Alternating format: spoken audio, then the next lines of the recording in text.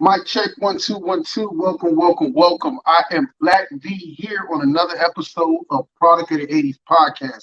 On this podcast, we try our best to have open-minded, real conversations and dialogue and get a chance to really dive deep into some serious topics or be informative and give people some educated information on a lot of different topics or the reality of what's going on in our chaotic, crazy, hectic world. I am Black V once again, and that is my guest host, Gio. He's an amazing individual. Gio, introduce yourself, and if you can, briefly just tell the people a little bit about you, brother, where you from, who you are, and a little bit of there. Don't give them too much, though. I don't want the stalkers chasing you around.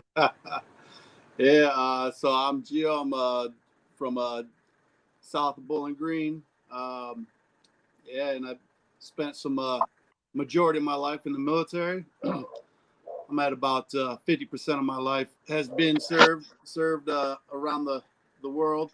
So, I mean, that's pretty much basic me. Thank you for your service. Thank you for your service, brother. Appreciate you. So, bro, I won't tell them where we work. I try to keep that a little bit things and make sure what we say doesn't get us in trouble. On here, you can say what the hell you want to say. You can express yourself. You can swear if you need to swear, or you can conduct yourself in a manner that you seem appropriate without swear words, whatever floats your boat. I asked you to come on because from work, we've had very interesting conversations. And what I love the most is that even if we had not even a disagreement, but even if our points were different, I just love the way that you would explain, or you would just go through the process of why your view is that way, or also you always seem open to looking at things, or at least hearing and trying to understand where somebody else is coming from.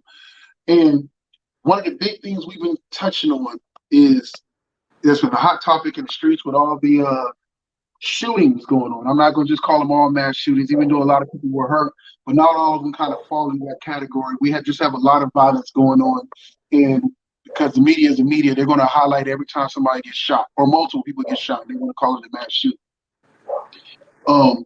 So the first thing I want to tackle or ask you, just so you can educate our listeners, the people who's viewing, and who else may have questions. Please, if you can, explain to them an AR-15, and that an AR-15, the AR does not stand for automatic rifle. Right. So the AR platform originally was created by Armor Light Rifle, where they get the AR from, right? Armor Light Rifle. It was such a good platform that all these other companies dubbed this term AR, right? So right. It just barely missed the point on a copyright infringement. So, because they abbreviated AR. Well, the media gets involved, and whatever angles they want to play with, they took it as such. I'm going to say out of ignorance, and create it as a scare tactic for automatic rifle using the AR, not as it was intended for Armor Light Rifle, but assault rifle. There's no such thing as an assault rifle. Listen, news, bro, and I was in the Army Reserve, bro. So listen, news, please preach on. Tell me more. Right. So there's semi-automatic, there's single shot, there's full automatic.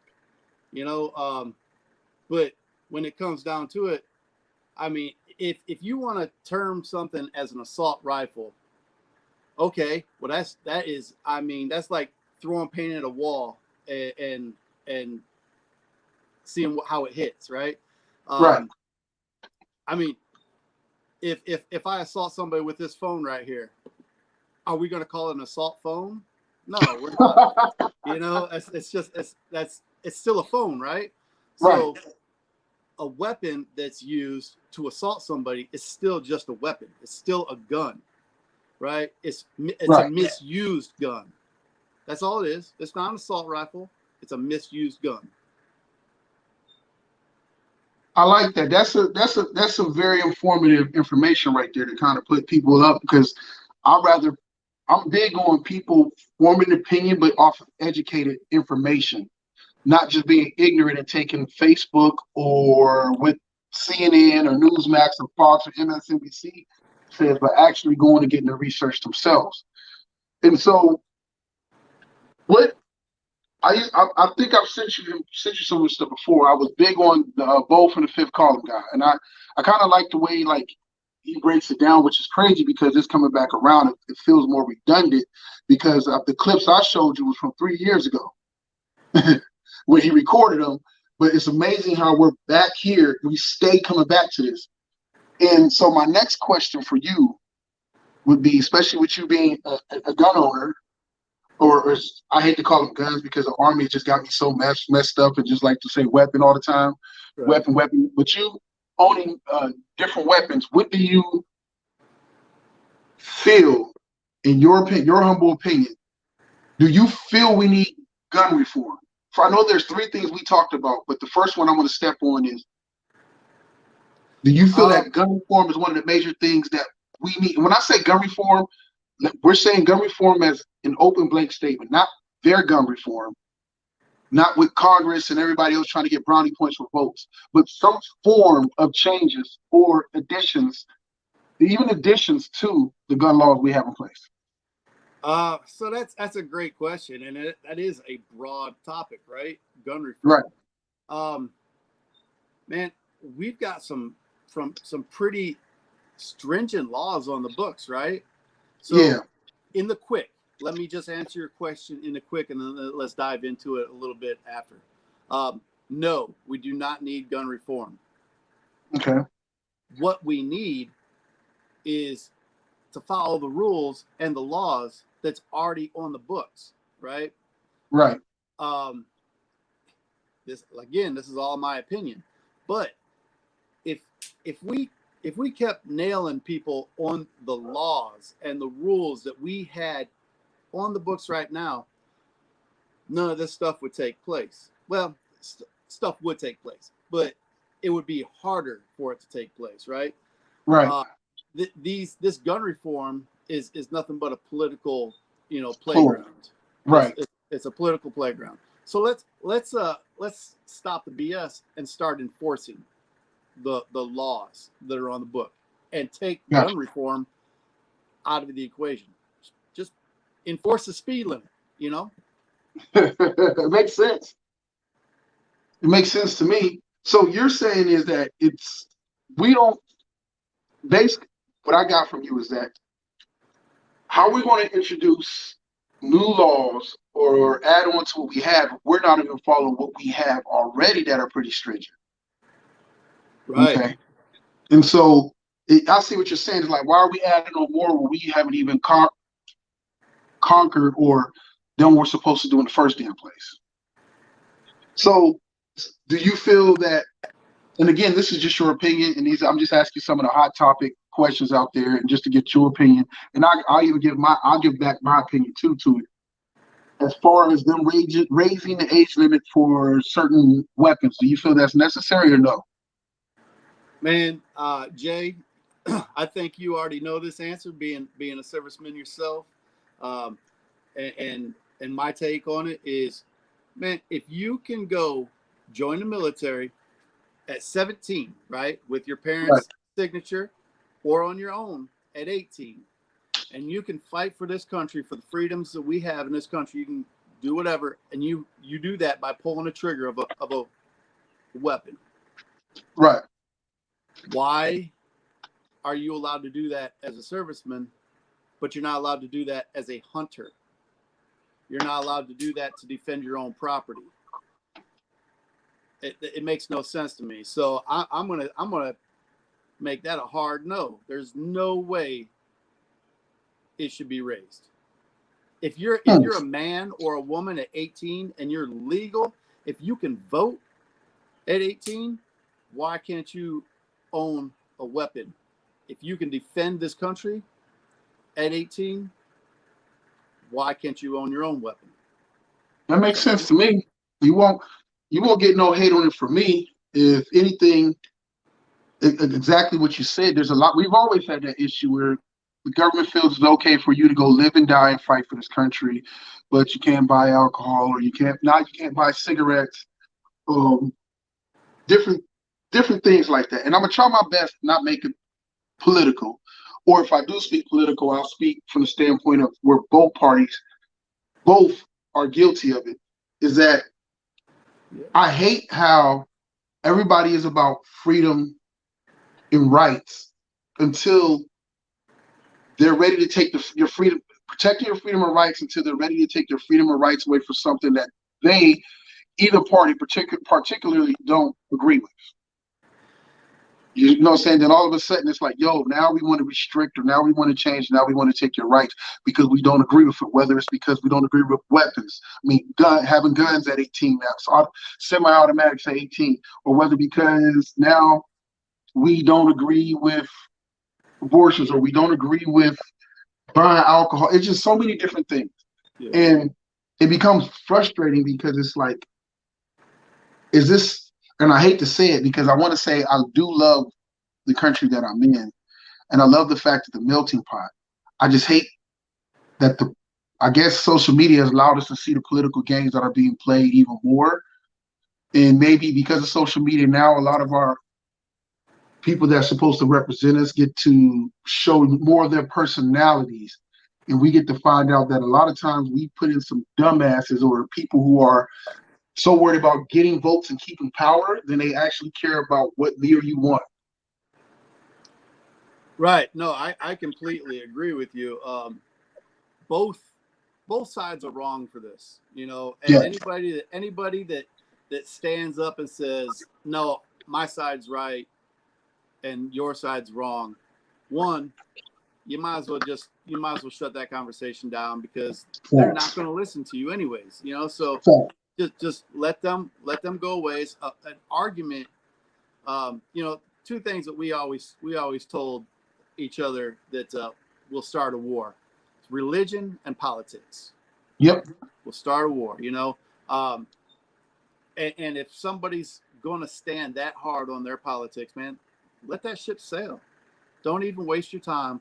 Find somebody that you can have a conversation with, and like you said, we do, you know, during the day, we communicate, we talk, we don't always agree on something, and you're not going to. The left or the right isn't always going to agree, but we should come together and hear each other, right? Yes. Yeah. How can we resolve anything if we don't take the time to actually hear and listen and understand what the other person is saying? Sometimes if we actually do that, we may realize that we want we want the same things and don't even realize it. Yeah, it's a different way of saying it. So, you know, somebody's saying it a different way, and you're so quick to have a rebuttal, and you're thinking about your rebuttal instead of listening to what they're saying, and they're saying the same daggone thing that you're saying. Yeah. So yeah, it's frustrating. I think I tell you, I don't really like the phrase woke too much, especially I didn't like it before, and I don't like it since everybody's turned it into the woke crowd or this crowd.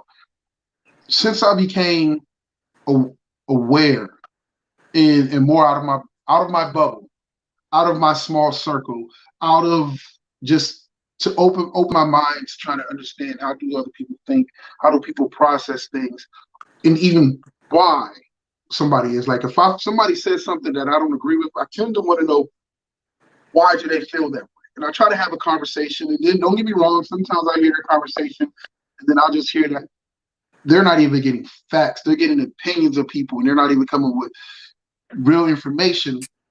And so the hard part was just learning. This is so hard for me. Was learning that you have to let people live their truths. It may not be the truth, but you have to let them live their truths.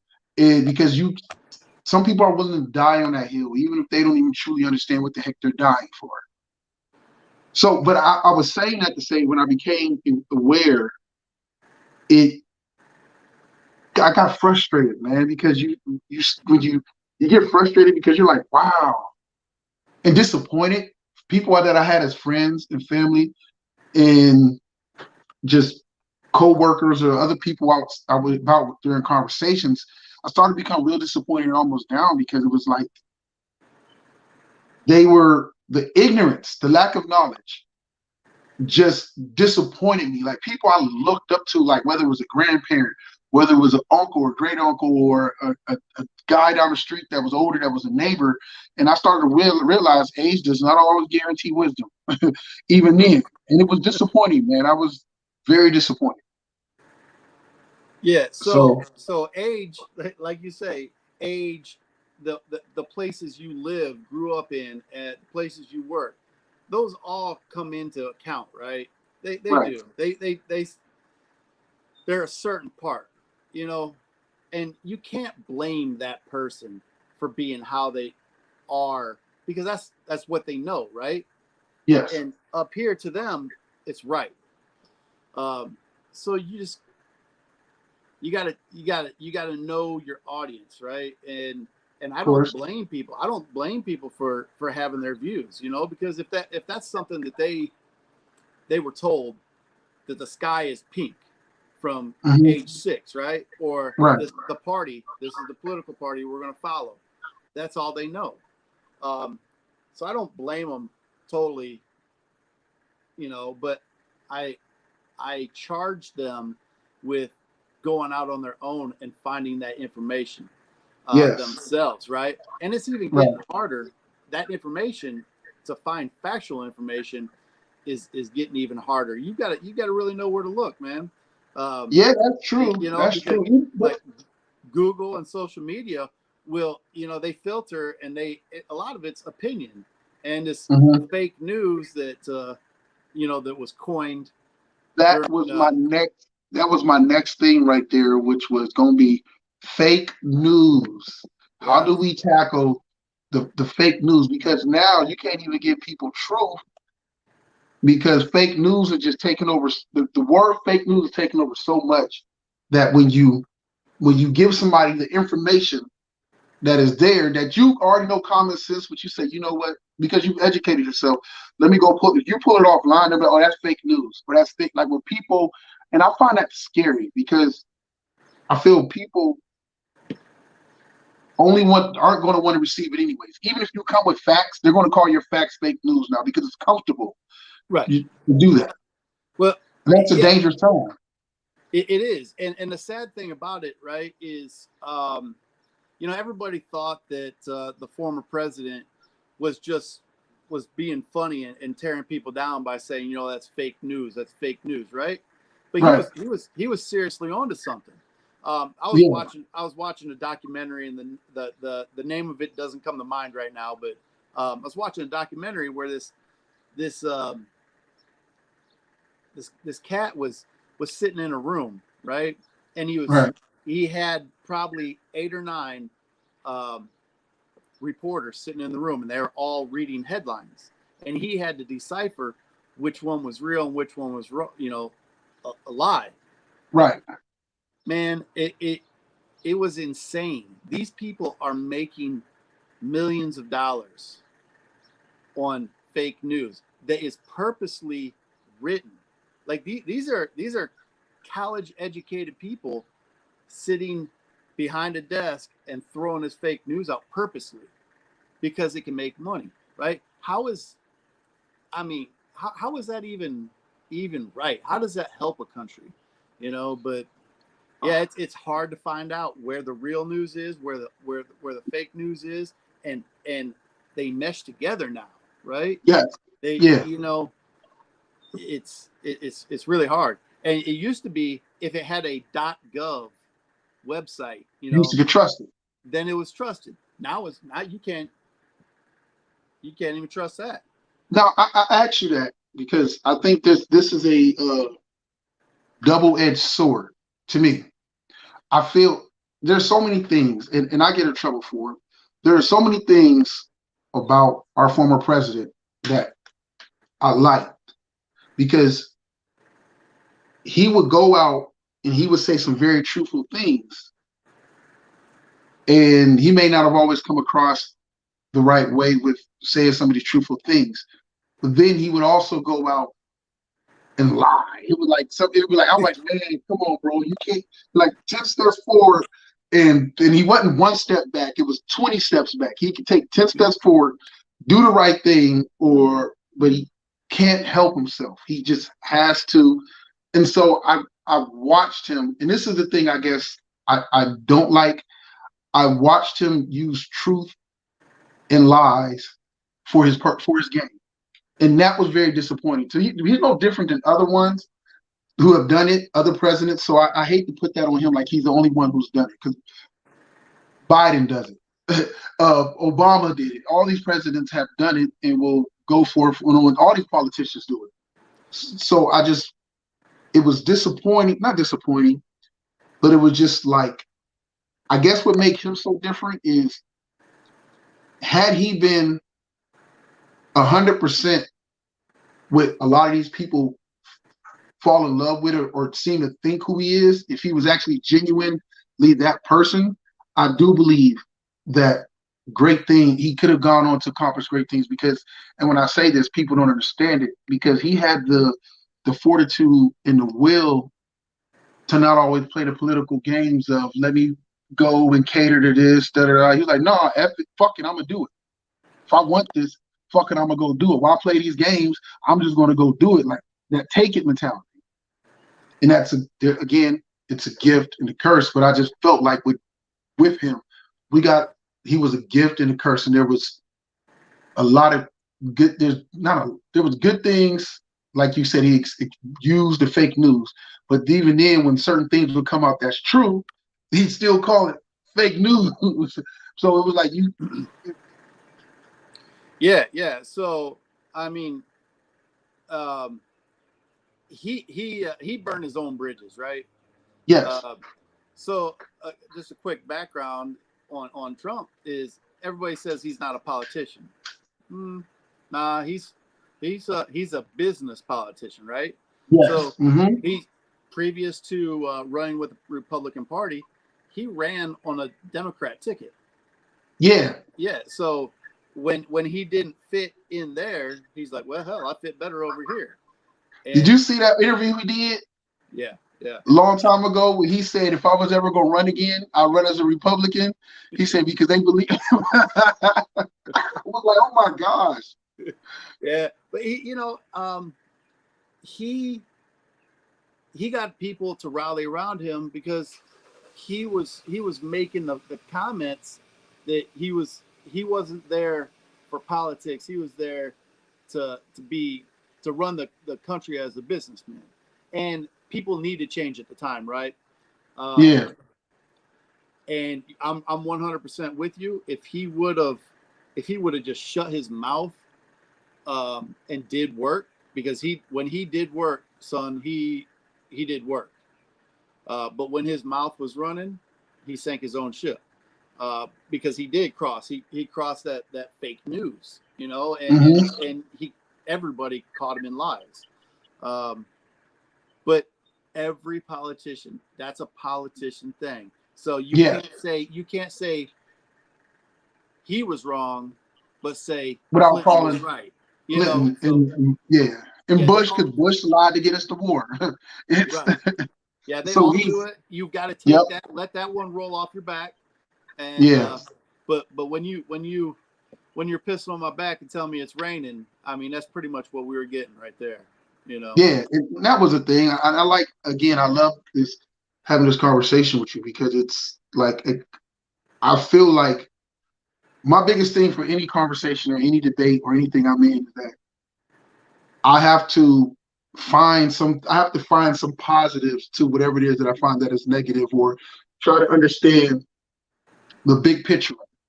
So what you said earlier was the next thing, while we're talking about a little bit about, not necessarily about 45, but not so much being on him, but the philosophy, which I totally know. And I'm sure with you being previous military, you get from your travels around the world, is that when people thought, a lot of the American people, the American general public, for lack of better words, is stupid and ignorant. They just don't know, they don't get it, and they're stuck with their own, what's beneficial to them. So what I got from it, and you can tell me I'm wrong, but you can't, I knew from the jump, you couldn't run a country like a business. Um, with a country, with a business, you can see a department and say, we got millions of dollars going to this department. Why are we doing? We haven't used that department or that group of people in that department for 20 plus years. Shut it down. We're wasting money. Let's pull that money from there and put it somewhere else. With a country, bro, we go 20, 30 years, and there's going to come a day you're going to find out, oh, that's why we have the Department of Pandemics.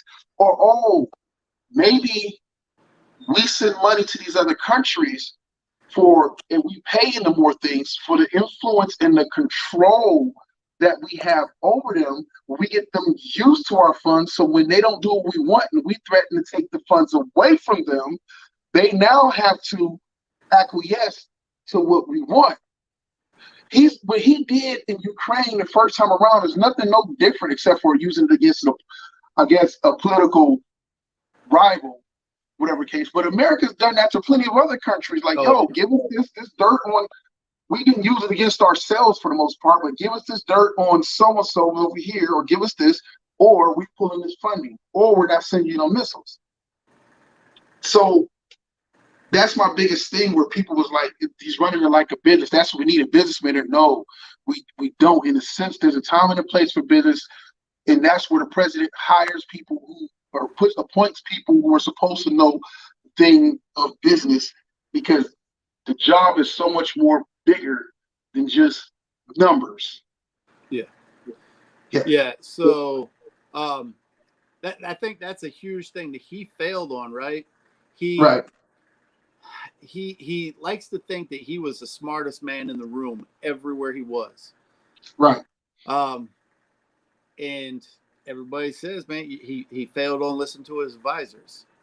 I mean, yeah, he's a figurehead at that point, right? You know, you've got to listen. You've got to listen to the group of professionals that you surround yourself with, and all you are is a spokesman for your cabinets. So he tried to do too much himself, because I think he can't help himself. He again, Donald Trump, he wants the glory. He wants to be able to put himself, I did this, not we came as a country. You see what I did? Yeah. You see, I did this, I sped this up, I did that, I did this. And again, but that's who he is, though. I've learned that when I read a book, I can't think of whose book it was, and they say Donald Trump is like this this guy who comes up with a great idea, and he's super confident in his idea, and then his idea starts to work, and then he becomes very comfortable and confident and stuck in his idea because he came up with that idea. He doesn't let other people that's around him to help him make that idea better. And what normally happens, which has happened in his business career over and over again, he eventually runs that down or runs it to bankruptcy or whatever case, because he can't get out of his own way. And so I've learned that. And like I said, the potential was there for a man with the possibility to go and achieve even greater things that he's already achieved in life. And the potential to be a great the way he can influence, he can move a crowd, the way he markets himself, the way he gets people to believe in him. I've never seen somebody who has never been poor in their life or had to really truly work and get dirty, and hand, sweat, and tears, and who tells you he cheated and manipulated the system and everything to help him stay rich, turn around and convince a whole bunch of poor people that he is there for you. Yeah. And then get tax cuts to the rich. And you still love him. It's one of those things, man. Use your good for good. Man, he used his power, his knowledge, he used his goods for evil. Not saying he didn't do good things, right? Not saying that, right? Yeah. The man, like you were saying, he brought a large population together. Yes, he did. But then on the other side of it, he brought another large population of people together. Yes, he did. And that wedge right in between. So, but we've never seen We've never seen anybody like him, right? Not in Right my or lifetime. wrong, right or wrong, that man, he put in work. They say he is one of the hardest working presidents we've Yes. ever had. So I commend you. I don't care which side you're on. If you're working hard and you're trying to do work, I commend you for it. If Joe was out there putting as many hours in, man, I'd be like, dude's doing work. Good on him. Joe can't do them hours. But I Joe can't can't say do them hours. that. But I can't say that. Yeah. Joe can't do them hours. So we'll jump off of the two crazy. They'll both be old ass men if they run again. I think true, but that does open up to this, and we did have this conversation. I feel now is the perfect time, at least for the true grass movements, or the opportunity, maybe even for a third party, a true third party, or maybe even a third and a fourth party. Yeah. We had a quick conversation about this, right? And I think there's a chance for it to come back, because the United States hasn't always been a two-party system. We had Federalists, we got independents, and we got a couple different. You go back through the presidents, and we just look at the party they were affiliated with. There's multiple parties throughout, right? Right. Do we need multiple? I don't know. That's not my lane, right? But right. what I can say, the more you have to pick from, the better chance you're getting someone that you align with, right? Because there's not everybody's Republican, not everybody's a Democrat. Look at how many parties are within these parties. Yes. Yes. So it only makes sense that you would start to see a few more parties kind of open up. The problem with it is our voting system is not set up for a multiple, party system. So. No, it's not, and they don't want to change it either. They don't want to change it. They want to keep it how it's set up now, because it's more. It helps them to what we talked about also, stay in power. The system we have helps them stay in power, keeps them comfortable into where they want to be. Yeah. I mean, this staying in power. We talked about term limits a little bit, right? And I mean, back in the day, people went to DC as farmers, right? Or whatever, a doctor, and they went in and they served their few years, and then they're like, all right, I did what I did. Now I got to get back home and feed old Bessie and milk them, So we don't need career politicians. We need people that are coming there, going to work their hardest for a couple years. I mean, be zeroed in, and then go home. Now there's two ways to think about that, right? Is one, all right, nothing's going to get done if you keep rotating people through. The other thought is you keep fresh minds in there. So I think that's something. I'm not a knee-jerk reaction type of guy. We don't need to make it happen right now, but we need to look at the new way forward. It's kind of like renewable energy. Hell, we're changing those ways. Why can't we change other ways to make the world, make the country the best country that we can make? There's a lot of knowledge out there, man. There's a lot of knowledge. Right. Tap into it. A lot. If we could come together, that's what makes everything so hard. We don't come together. Shouts out to my little bro Jermaine Moore. Send us some love on the in the comments and whatnot. I don't know if you got to see the comment come on the bottom of the stream, but what's up, one of our viewers as we live. Bro, I feel you 100%. It's the if even if it's broke, let's not fix it. Mind state we have, and we in this country, and we always look back to, or in our mind, we want to call the good old days, or let's make America great again, or let's make it. Instead of always, let's continue to make, or let's make America greater. You know, and because I feel, as much as I love this, I feel like if you're going to love this country, then you should know the good and the bad.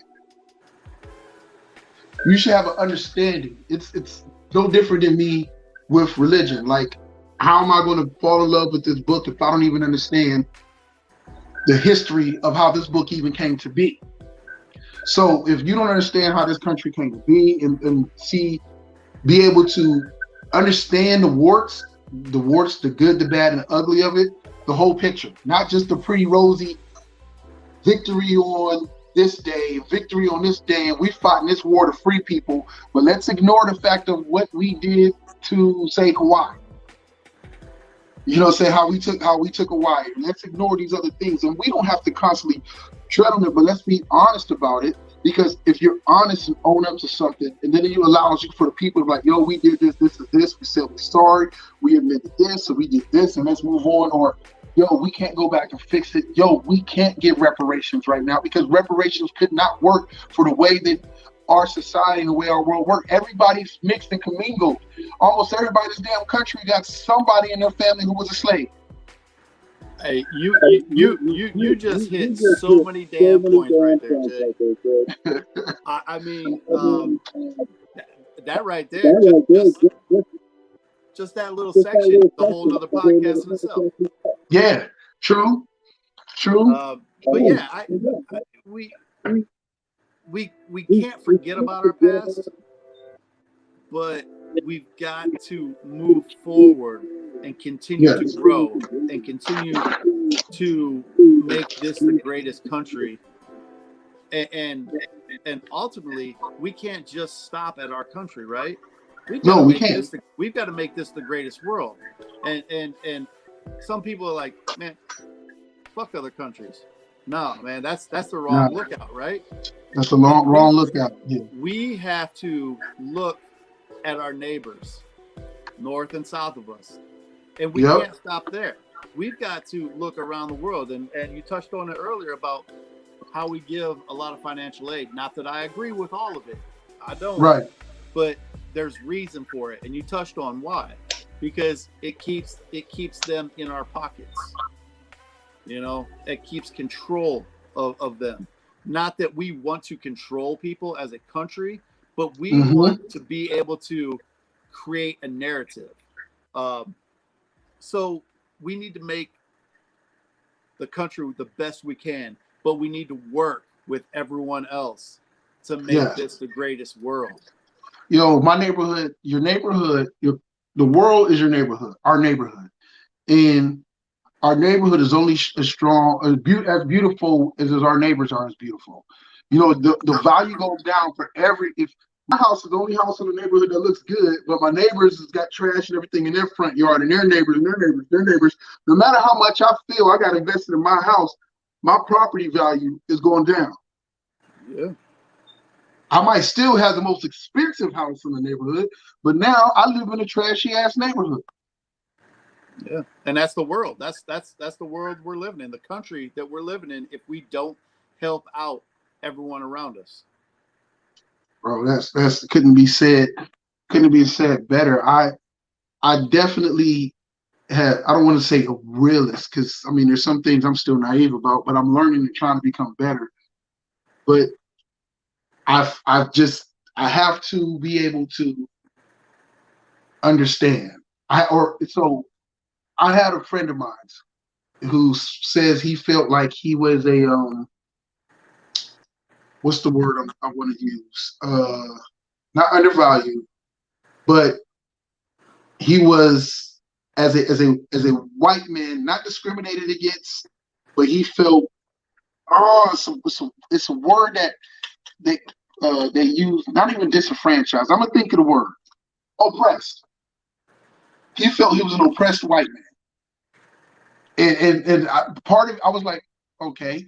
Now I'm looking, and I'm like, you're oppressed. Like, you have, nice home, nice vehicles, cabin, boat, take trips, kids in private school, different things like that, and living his life, has a pretty good job, a career, and everything. And first instinct was just like to be upset. Like, what the fuck? What are you talking about? And I'm black, and I don't even run around thinking I'm oppressed, you know. But I caught myself, and I wanted to know why. Let me at least hear why some of his concerns. Some of his concerns were, I understood why he had those concerns, or some of those points that he was making, whether they were valid or not. I can understand why a person would feel that way.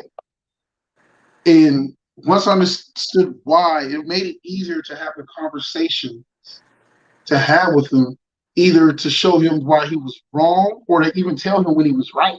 Like, yo, you're right. And I don't know it all, so who am I to say that he's valid and everything? But I try to educate myself on topics or certain things, or to be able to see perspectives or just learn whatever. So when you do that, and you have even conversations with other people, like I have conversations with you, I learn.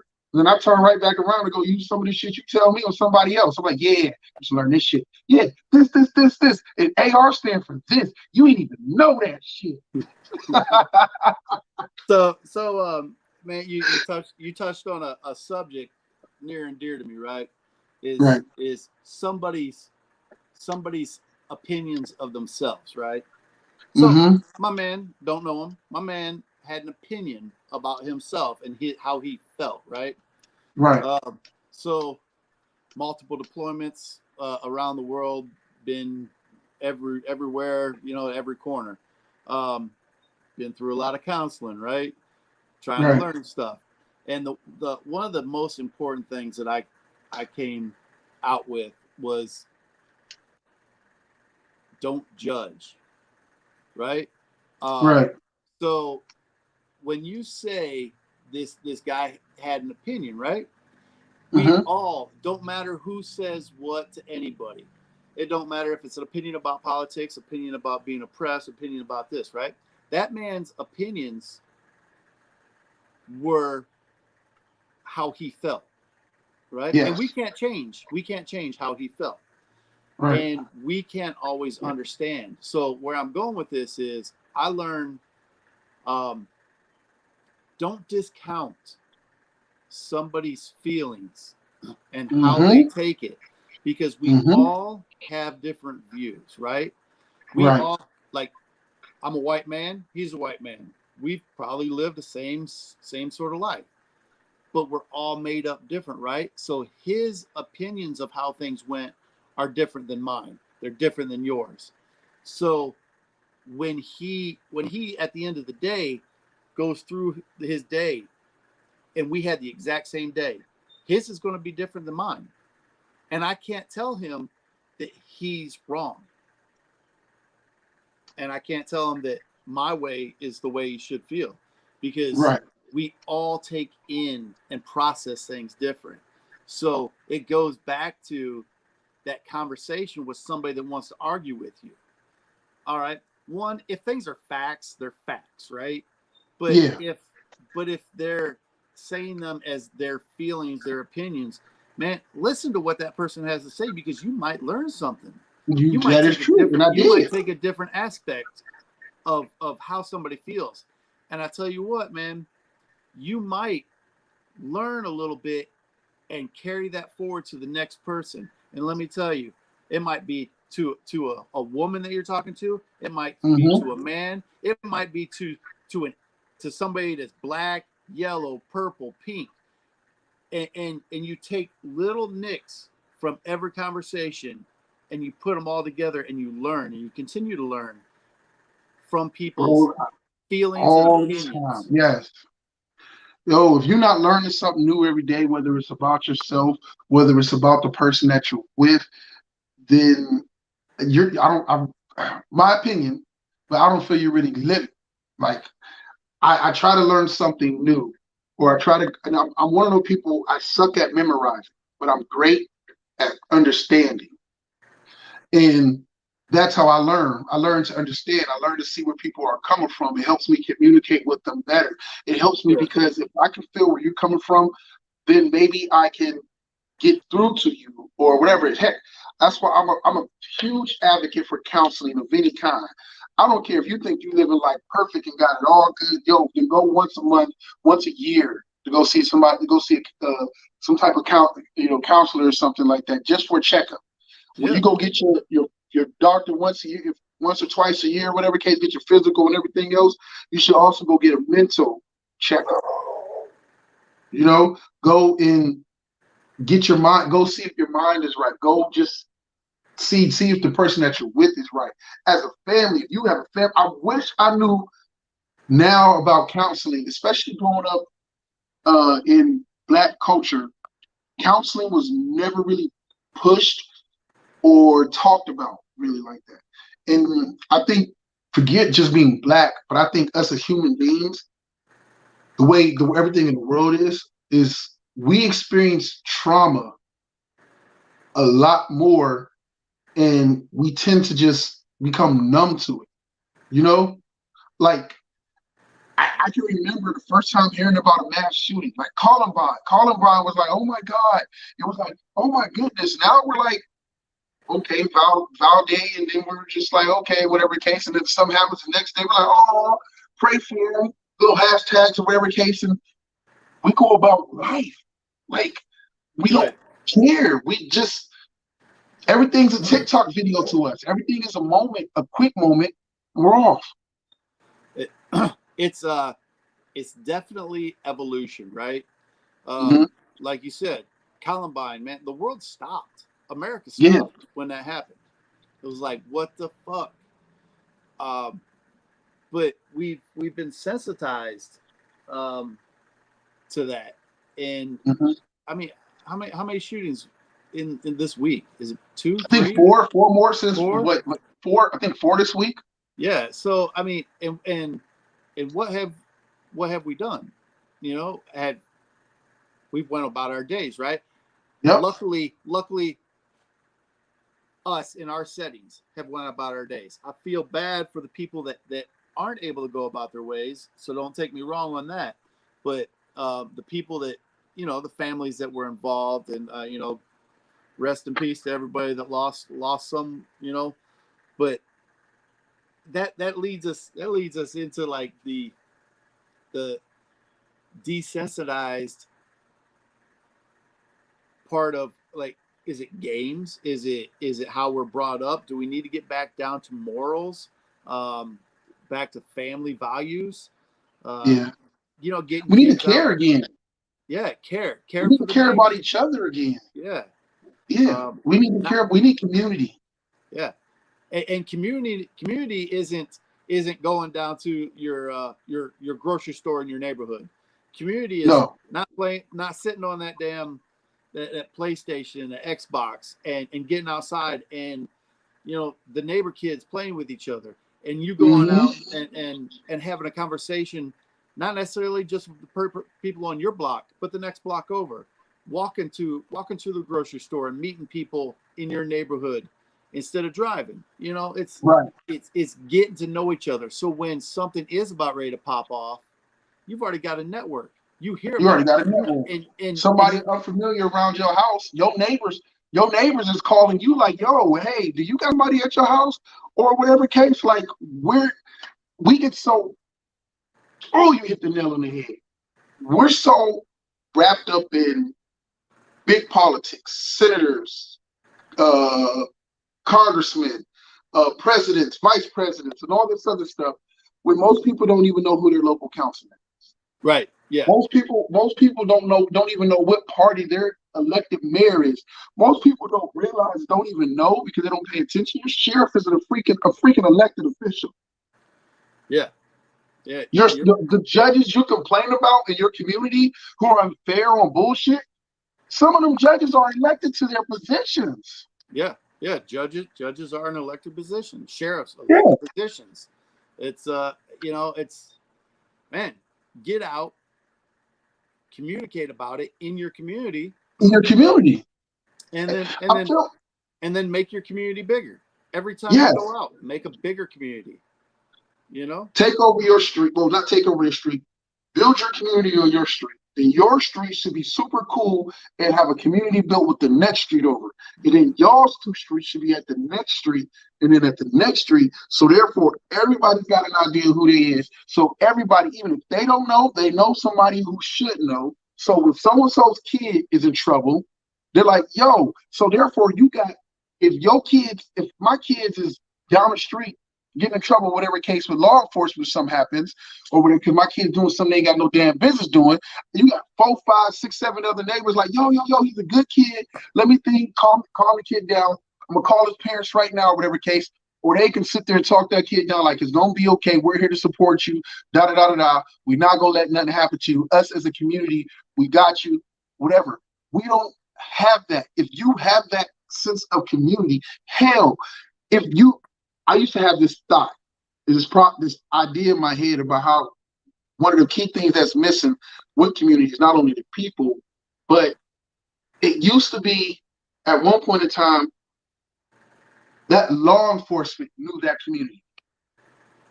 Either because he either grew up in that community or somebody knows his mom, or that law enforcement always works that community and goes and either he's a little league coach in his off time, or coaching baseball or mentoring these kids, becoming familiar with the people, the area where you work at. So you nailed it, right? You nailed it. Go, community policing. They say, oh yeah, we've got a citizen action task force or this or that. All right, get out of your damn car. Mm-hmm. Walk the block. Hey, have conversations. It's not all about being in that car. It's not even about putting the damn bracelets on people's wrists. I tell you, we have gotten away from the community on that side too with the policing. Yeah, it's gotten ridiculous. We talked about this today, man. It's how about that person that's running that beat? Why doesn't he know? Not necessarily everybody, but he knows. Hey, that kid lives over in this house right here. He knows. Okay, I know how to get a hold of this. I know to do that. yeah. You learn that from being on your feet, man. Not sitting in a damn car. Just driving up and down the street and only showing up for trouble. Only getting out the car when something bad happens. So the term, it's now police officer, right? Mm-hmm. It used to be peace officer. You keep the peace. Yes. Now you only see a cop when the peace when is something gone bad and something bad's happened. Whether something bad happened to you or you done something bad, it's the only time you see the police. It seems like if you're not there during the good times, you're not going to be respected in the bad times. Mm-hmm. So it's shame on them, shame on their senior, their watch captains and their policies for not making them get out of their vehicles and learning that. So it's a community problem, but it's also a law enforcement problem. And together, when they come together and there's two problems, nothing good ever happens. Nothing's good ever going to happen. There's no trust. There's no understanding. There's no community. There was no respect because we don't know each other. We fear, to a degree, we fear each other. We have no understanding of each other. And when we don't have that and the communication's not there, then what are we going to do? But it's always, especially when every time we deal with each other, it's something negative. Either I've done something negative or something negative has done to me. And it's just, you would think that with all these educated people and these people who are in these positions, they would see that. But, and don't kill me when I say this, because I do love capitalism, but this is what happens when capitalism dominates, when profit is the number one concern. across the board for everybody, whether it's in an individual household, whether it's with your police, whether it's with your education. Like, this country has the money where education should be funded like the military is funded. It should be no if and but. Education is an investment in your country. Yeah. Yeah.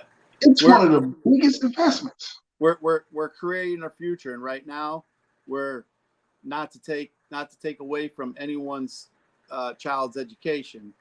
We are not creating the best future to continue the legacy of being one of the best countries. 100% right. 100% right. So I touched on some things I wanted to talk on. Wanted to hit on, bro. I definitely appreciate that. Whether a topic or something that was near and dear to you that we didn't touch on, that you want to go over or touch on. Man, I'll tell you what, man. We hold up, and I'm willing to come back and have a full conversation about this again, man. I had a good time with you. Bro, I'm happy you had a good time. I was thinking the same thing. Like, bro, I might have to start stealing you, and try to make this a regular thing, because I enjoy the open conversations, and I definitely look forward to finding even more topics to look and learn about, and then just come back and discuss with you. So, because like I said, the conversation between each other is dope and amazing, but being able to have other people feel either educated by, influence, or even take a step back and view it just from another perspective. And we're not two people trying to come with different, with an agenda to build quote unquote fake news or BS. Like, yo, it's like, like, let's talk about it. And we can build up these watchers and then get people asking questions and things people want to know. Yeah. I feel like we can do good with the experience, but also with the open minds and the open hearts to be able to be like, give valued opinions and info and feedback. Yeah, I don't have the answers. I don't think I have all the answers. I have a lot of questions. I have a lot of opinions, but the key to it all is I'm willing to take other people's opinions along with me. Yes. And I think that's one of the greatest things since developing this friendship, brother, is that I've noticed and learned, which made me excited and couldn't wait to have you on, because I was like, I know I'm gonna walk away learning something, or just a conversation, period. And it just feels like we're just having a real conversation, nothing forced, nothing fake, and nothing like that. So it's greatly appreciated. And I want to thank you again, Gina, because you've been great. You've been an excellent, I'm gonna call it, co-host, and an excellent co-worker, and just a good person, very knowledgeable, man. And if you got any shout outs, anybody you want to shout out, anything like that? I'm good, man. I'm good. We'll continue to build the relationship, and hope to see what everybody's got to say, answer some questions, and move on from here. Bro, I appreciate it. I want to send a shout out to the Queens with Attitude podcast. I want to send a shout out to another podcast on the network, Deep Throat Conversations. My boy Miguel, aka Mr. Bendover, he's hilarious. I want to send a shout. Actually, you know what? Before we go, let me go to a quick commercial. Make sure I do it right. Quick little commercial break to make sure I send out the other podcast. So here go a little quick commercial for Mr. Bendover. Ain't God good? I know y'all expecting the yellow bands, aka Mr. Bendover, huh? But he ain't here today. It's his uncle, and I'm filling in. I'm coming to tell you right now, every Saturday, Deep Throat Conversation, bitch, huh? You hear me? 8 o'clock Eastern Time, 5 o'clock Pacific Time, bitch, huh? You hear me? Ain't God good? Huh? Like, share, subscribe, bitch. And I might just say a prayer for you for a little donation. Huh? You hear me? Shout out to Mr. Pastor Bendover, aka Miguel, with his also his new co-host Kiki. I want to shout out to It's a Hard Knock Life podcast, another podcast, Truth Entertainment Health, along with ACS producers. And my own other podcast, Triple A Podcast, my co-host Tia. Shout out to my brother. Hope you feel better. The 80s. Shout out to, I'm gonna say this right so she don't kill me. Puss C Talks from Seattle. Her podcast is out there doing amazing things, and I believe she's being featured in somebody else's podcast tonight. And coming up next, over on the It's a Hard Knock Life podcast on YouTube as well as on Facebook, is going to be It's a Hard Knock Life podcast with Annie. So check that out coming up next, y'all. And again, Gio, I want to thank you, brother. Appreciate you. And you can find us on YouTube. We're available on YouTube, I don't know, Spotify, Google, Facebook, Amazon. We every goddamn where. So I'm Black V. I want to thank y'all for listening. God bless you and good night.